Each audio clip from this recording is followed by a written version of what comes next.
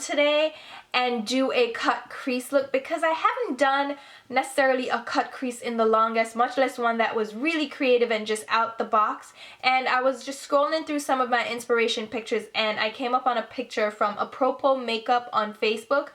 And search for Apropos Makeup on Facebook and I'll leave the link below so you can check them out. But I am just always inspired by looks on that page. They do great cut creases. It's a makeup academy and I would love to attend, but there's just no way I could. But oh my god, such great looks on that page. Definitely check it out. And I wanted to go ahead and do my own spin on this look here, which is a bronzy cut crease with a little bit of shimmer, a little bit of interest, and I love it. I've done something similar to this with a similar shape and I wanted to just have some fun and recreate that look for you today. So it's not going to be a short tutorial. Obviously you already know the length of the video, but it's more involved than a simple neutral look. So if you do want to see the tutorial for this look, then stay tuned and I will talk to you soon. Alright, so here's an up close view of the look that we are going for.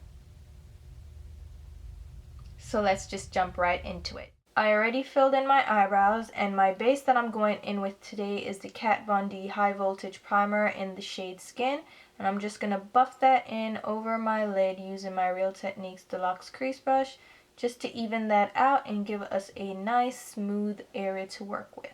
So I'm going to go ahead and just grab my face powder. This is the Marc Jacobs Perfection Powder. My shade is 500 Fawn Cocoa. And I'm just going to apply that on my brow bone area using my NARS No. 3 large brush just to give us a blending color in our crease. Now we're going to go ahead and start sketching out the shape of the cut crease. And for this, I'm going to use a gel eyeliner. This is my Dip Brow Fluid Line from MAC. And it's just a deep dark brown gel eyeliner. And I'm going to grab a small precision shader brush from MAC. This is a 231 brush. It has a very small tip and a very sharp detailed shape. Now I'm going to start by sketching out the inner tear duct of my eye, and I'm going to start outlining a semicircle shape that kind of matches the natural shape of my eye. So it's going to be a semicircle that kind of goes right across my lid area. So I'm going to sketch that out with the brush, just gently pulling that color in and fading it out, but keeping that shape very crisp.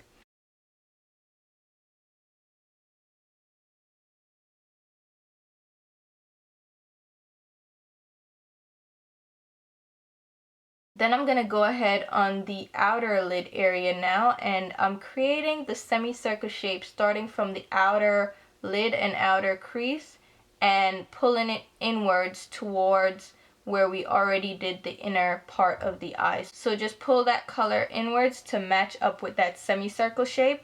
Now I'm going to pull some of that color onto my upper lash line, and I'm trying to create a shape where I leave a little gap in the center of my outer lid area. So I'm leaving kind of a little circular outer lid area or outer crease area blank. So I'm trying to create the same shape that I did on the other side where that little circular area is kind of left blank.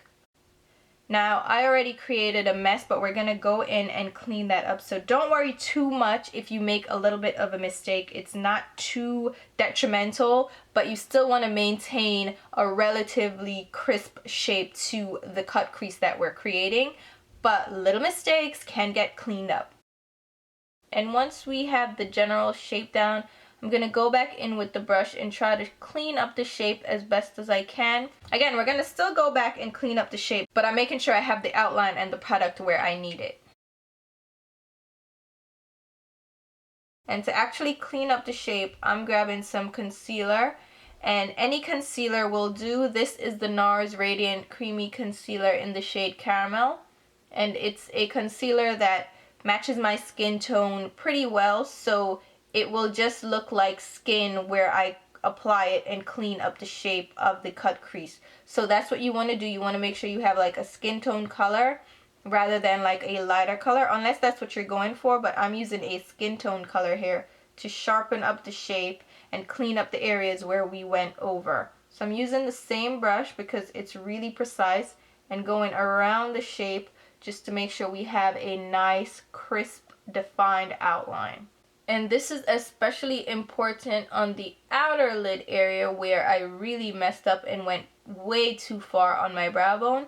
So I'm layering the concealer to make sure we really cover up where the gel eyeliner went over the line.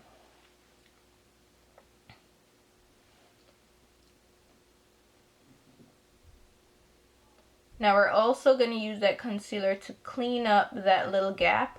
Again, that little circular gap that we wanted to create.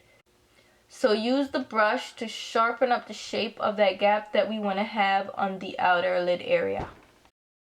Now that we have the shape down, I'm going in with my matte brown eyeshadow. This is Multitasker from the Tartelette palette, and it's just a rich matte deep brown. And I'm using this eyeshadow along the outline that we created with the gel eyeliner just to deepen up the borders and the edges to really intensify the color of the cut crease. And just be patient with this. You just have to make sure that you build up the color without going over the lines. You want to make sure that you're keeping that shape pretty crisp. And just pull the color inwards and blend it towards the center of the lid. Just very lightly doing flicking motions with the brush. And I'm going along the very edges of the line just to make sure that it's nice and neat. So I'm leaving the cut crease alone and working on the middle of the lid, and I'm grabbing my NARS Narcissist Dual Intensity Eyeshadow Palette and the shade Ursa Major, which is just a shimmery deep brown, and applying that on the center of the lid using the brush from the palette. That's that wet and dry brush from NARS. And now I'm grabbing the shimmery bronze color from the palette, which is Himalaya, and applying it on the very center of the lid with the same brush and just blend it into that deep brown so we have a nice shimmery center to that lid. And I'm going to go back in with some of the concealer and really define the shape of that outer gap that we wanted.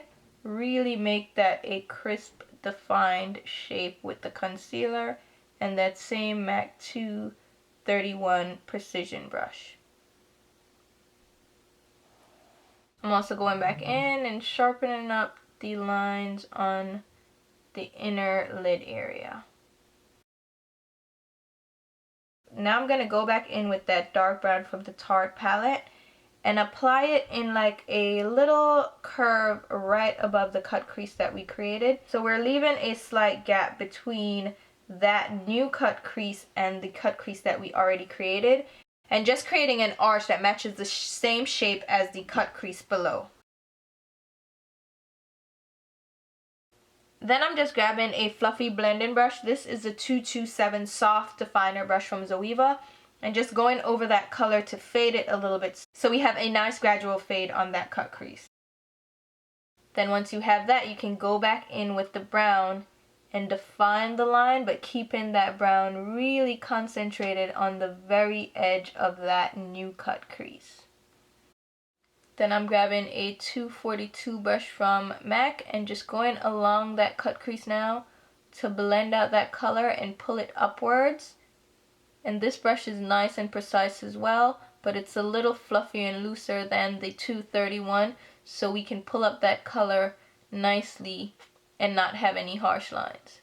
Now we're going to go in with some concealer right on the very edge of that cut crease and really sharpen up that shape and clean up any product that may be in that gap.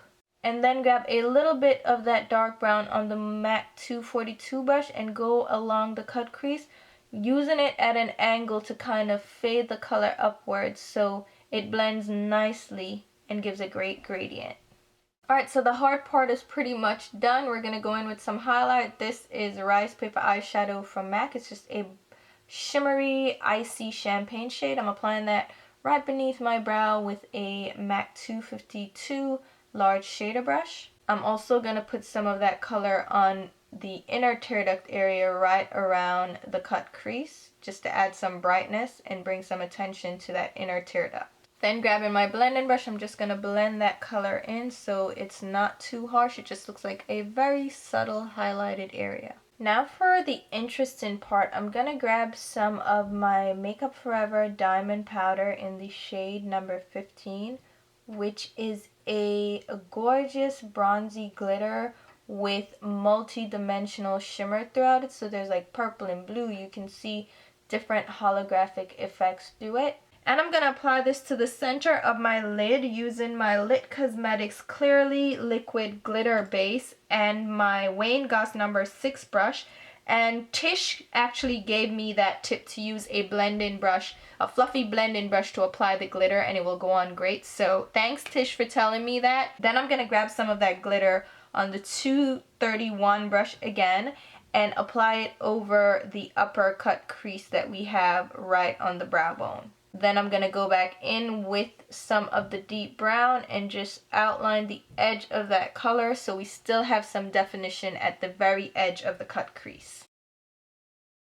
And we are almost done. I'm just going to grab my Urban Decay 24/7 liner pencil in the shade Stash and apply this to my lower lash line area. It's just a beautiful kind of burnt vintage gold shade, and just outline my lower lash line with that.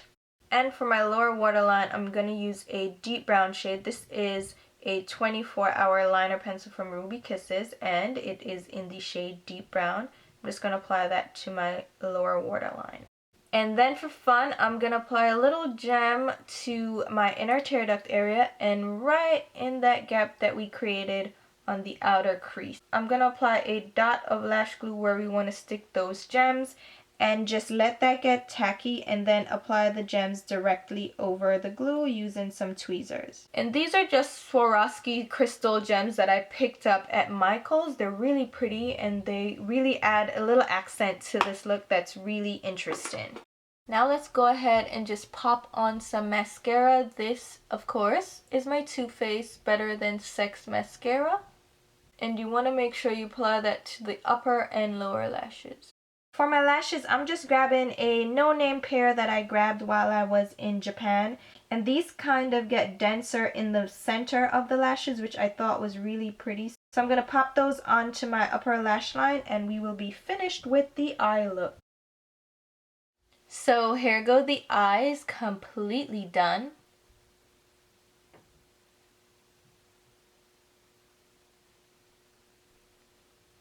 Now let's move on to the face.